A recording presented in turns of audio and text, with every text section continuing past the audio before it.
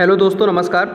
इस वीडियो में हम वैदिक सभ्यता पढ़ने वाले हैं। जैसा कि पिछली वीडियोज़ में हमने सिंधु सभ्यता और प्राचीन भारत के स्रोतों के बारे में पढ़ा है, तो आइए शुरू करते हैं आज का वैदिक सभ्यता। वैदिक काल का विभाजन दो भागों में है। ठीक है, वैदिक काल का विभाजन दो भागों में किया गया। कौन कौन से? ऋग वैदिक काल और उत्तर वैदिक काल। ठीक है, जो ऋग वैदिक काल का टाइम पीरियड है वो 1500 से 1000 ईसा पूर्व का है। उत्तर वैदिक काल को 1000 से 600 ईसा पूर्व में बांटा गया है। आर्य सर्वप्रथम पंजाब एवं अफगानिस्तान में आके बसे। मैक्स मूलर नाम के एक विद्वान हैं, उनके हिसाब से आर्यों का जो मूल निवास मध्य एशिया है। ठीक है, तो आपको दोनों चीज़ याद रखनी है, मैक्स मूलर के नाम और मध्य एशिया। आर्यों द्वारा निर्मित सभ्यता वैदिक सभ्यता कही जाती है। आर्यों द्वारा विकसित सभ्यता जो थी वो ग्रामीण सभ्यता थी। आर्यों की भाषा कौन सी थी? तो संस्कृत थी। आर्यों के प्रशासनिक इकाई को आरोही क्रम में 5 भागों में इस प्रकार बांटा गया था। कैसे? कुल, फिर ग्राम, फिर विश, जन और राष्ट्र। ठीक है, उसके बाद ग्राम के मुखिया को ग्रामीणी और विश के प्रधान को विशपति कहते थे। जन के शासक को राजन कहा जाता था। तो ये कीवर्ड आप याद रखिएगा।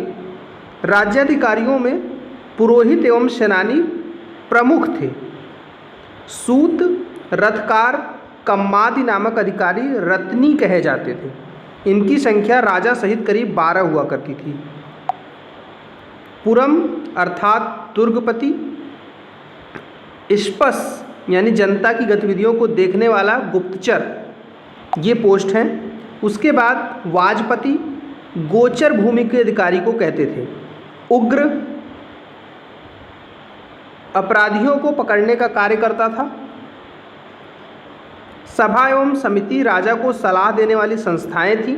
सभा और समिति, इसमें से सभा में श्रेष्ठ एवं संभ्रांत लोगों की संस्था थी। मतलब सभा जो थी वो श्रेष्ठ और सम्रांत लोगों की संस्था थी। वहीं पे समिति जो थी वो सामान्य जनता की प्रतिनिधित्व करती थी। इसके अध्यक्ष को ईशान कहा जाता था। ठीक है, युद्ध में कबीले का नेतृत्व राजा करता था। युद्ध के लिए गविष्टि शब्द का प्रयोग होता था, जिसका अर्थ होता है गाय की खोज। ठीक है, 10 राज युद्ध का उल्लेख ऋग्वेद के 7वें मंडल में मिलता है। यह युद्ध परुष्णी नदी यानी रवि नदी के तट पर राजा सुदास एवं 10 राजों के बीच में 10 जनों के बीच में लड़ा गया था। ठीक है, जन जैसे राजों का ग्रुप होता है ना, अपने पर्टिकुलर ट्राइब्स को शो करते हैं, तो वहीं पे जन है यहाँ पे। और जीता कौन था? इसमें सुदास विजयी रहा। ठीक है, ऋग्वैदिक समाज 4 वर्णों पर विभक्त था, जिसमें से ब्राह्मण, क्षत्रिय, वैश्य और शूद्र। यह विभाजन व्यवसाय पर आधारित था। ऋग्वेद के 10वें मंडल के पुरुष सूक्त में चतुर्वर्णों का उल्लेख मिलता है। उसमें बताया गया है कि ये आदि पुरुष ब्रह्मा के डिफरेंट पार्ट से उत्पन्न हुए हैं। ठीक है, जैसे ब्राह्मण मुख से, भुजाओं से क्षत्रिय, वैश्य उनकी जंघों से और शूद्र उनके पैरों से। आर्यों का समाज पितृसत्तात्मक था। समाज में जो समाज की सबसे छोटी इकाई थी परिवार या कुल हुआ करती थी, जिसका मुखिया पिता होता था, जिसे कुलप भी कहते थे। स्त्रियां इस काल में अपने पति के साथ यज्ञ में जाती थीं। बाल विवाह एवं पर्दा प्रथा का प्रचलन नहीं था। विधवा अपने मृतक पति के साथ या फिर विधवा अपने मृतक पति के छोटे भाई के साथ विवाह कर सकती थी। इसके अलावा कुछ चीज़ें आपको जो याद रखनी है, उपनिषदों की संख्या कितनी मानी गई है? 108। महापुराणों की संख्या 18 और वेदांगों की संख्या 6 मानी गई है। वैदिक काल में स्त्रियां भी शिक्षा ग्रहण कर सकती थी, जैसे कि ऋग्वेद में लोकमुद्रा का, घोषा का, सिक्ता का, अपाला का और विश्वस जैसी विदुषी स्त्रियों का वर्णन मिलता है। जीवन भर अविवाहित रहने वाली महिलाओं को अमाजू कहा जाता था। आर्यों का मुख्य पेय पदार्थ सोमरस होता था।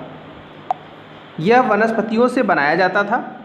आर्य मुख्यतः 3 प्रकार के वस्त्रों का उपयोग करते थे।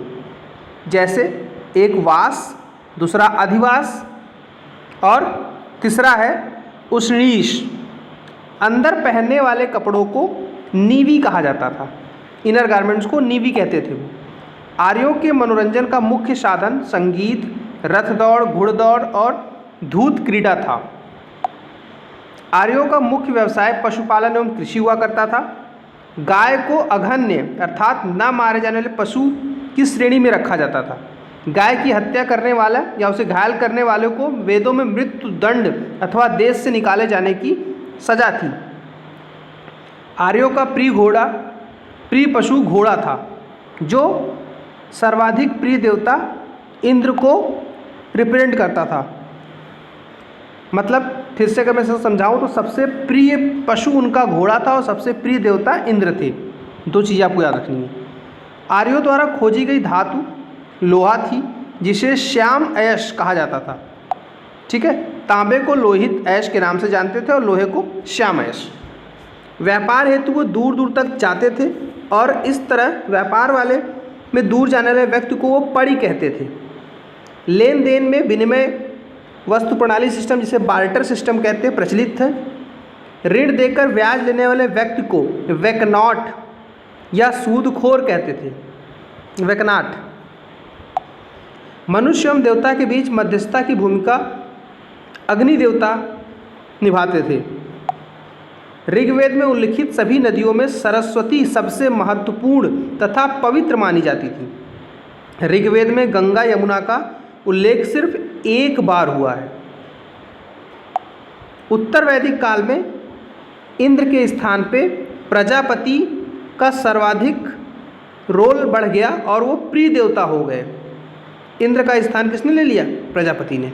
उत्तर वैदिक काल में राजा के राज्याभिषेक के समय राजसूय यज्ञ का अनुष्ठान किया जाता था। उत्तर वैदिक काल में वर्ण व्यवस्था व्यवसाय के बजाय जन्म आधारित होने लगी। उत्तर वैदिक काल में हल को सिरा और हल रेखा को सीता कहा जाता था। उत्तर वैदिक काल में निष्क शतमान नामक मुद्राएं प्रचलित हो गईं, लेकिन इस काल में किसी खास भार, आकृति और मूल्य के सिक्कों का चलन का प्रमाण नहीं मिलता है। सांख्य दर्शन के हिसाब से भारत के सभी दर्शनों में सबसे प्राचीन दर्शन सांख्य दर्शन माना जाता है।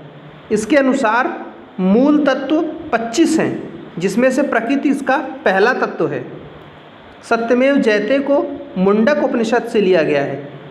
इसी उपनिषद में यज्ञ की तुलना टूटी नाव से की गई है। गायत्री मंत्र सावित्र नामक देवता को संबोधित है, जिसका संबंध ऋग्वेद के 3 मंडल से है। उत्तर वैदिक काल में कौशाम्बी नगर में पहली बार पक्की ईंटों का प्रयोग किया गया। इस काल में महाकाव्य 2 लिखे गए, महाभारत और रामायण। महाभारत का पुराना नाम जय संहिता है। यह विश्व का सबसे बड़ा महाकाव्य है। गोत्र नामक संस्था का जन्म उत्तर वैदिक काल में ही हुआ। ये तो रहे मेन पॉइंट। इसके अलावा जो चीज़ें दी हुई हैं साइड में, जैसे यहाँ पे आप देखेंगे तो ऋग वैदिक काल की नदियों का प्राचीन नाम और आधुनिक नाम दे रखा है, तो इसको देख लेते हैं। जैसे एक कुर्रम नदी है, अफगानिस्तान साइड बहती है, उसका जो आप प्राचीनतम नाम देखेंगे, प्राचीन नाम, तो वो कुभ था। ऐसे काबुल का कुभा, झेलम नदी का वितास्ता, चिनाब का अश्किनी, रावी नदी को परुषणी कहते थे, सतलज को सतुद्री, व्यास को विपासा, गंडक को सदानीरा, घग्गर को दृशद्वती। वहीं गोमल, जो आज का नदी है गोमल, उसका पुराना नाम गोमती था, और स्वात नदी का सुवस्तु पुराना नाम था। इसके अलावा ऋग्वेद काल के कुछ देवता हैं, जैसे इंद्र को युद्ध का देवता और वर्षा का देवता के रूप में माना जाता था। वहीं पे अग्नि को मनुष्य और देवता के बीच में मध्यस्थता कराने वाला माना जाता था। वरुण पृथ्वी एवं सूर्य के निर्माता माने जाते हैं। समुद्र का देवता कहा जाता है इनको। ये विश्व के नियामक एवं शासक माने जाते हैं। ये सत्य के प्रतीक ऋतु परिवर्तन एवं दिन रात के कर्ता हैं। ध्यव नाम के जो देवता थे, आकाश के देवता थे वो। सोम वनस्पति के देवता थे। उषा प्रगति एवं उत्थान के देवता थे। अश्विन विपत्तियों को हरने वाले। पूषण पशुओं के देवता थे। विष्णु विश्व के संरक्षक एवं पालनकर्ता माने जाते थे। वहीं पे मारुत आंधी तूफान के देवता थे। इस टैग के बाद ये हमने कर लिया। उसके बाद कुछ प्रमुख दर्शन और उनके प्रवर्तक दिया हुआ है। जैसे चार्वाक दर्शन, तो प्रवर्तक चार्वाक हैं। योग दर्शन पतंजलि। सांख्य कपिल मुनि। न्याय दर्शन के गौतम। पूर्व मीमांसा जैमिनी। उत्तर मीमांसा बदरायण। उसके बाद लास्ट है वैशेषिक, तो कणाद या फिर इन्हें ही उलूक कहा जाता है। ठीक है। उसके बाद इस चैप्टर में कुछ दिशाओं के बारे में दिया हुआ है। जैसे देखिए यहाँ पे पूर्व दिशा को उत्तर वैदिक काल में कहते थे प्राची। ठीक है, पूर्व दिशा को प्राची भी कहते थे। उसके बाद राजा का नाम क्या होता था? सम्राट। ठीक है। पश्चिम दिशा को प्रतीची कहते थे और उस दिशा में राजा को स्वराष्ट्र कहते थे। उत्तर दिशा को उदीची कहते थे और राजा को विराट। मध्य में राजा को राजा ही बोलते थे और दक्षिण में राजा को भोज बोलते थे। ठीक है।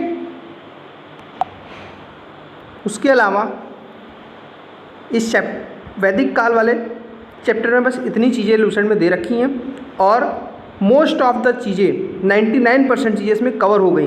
कुछ एक्स्ट्रा फैक्ट हैं जो घटना चक्र से आप लगाएंगे PYQs तो वहाँ से कवर हो जाएंगे। सो आई होप आपको ये लेक्चर करके मज़ा आएगा।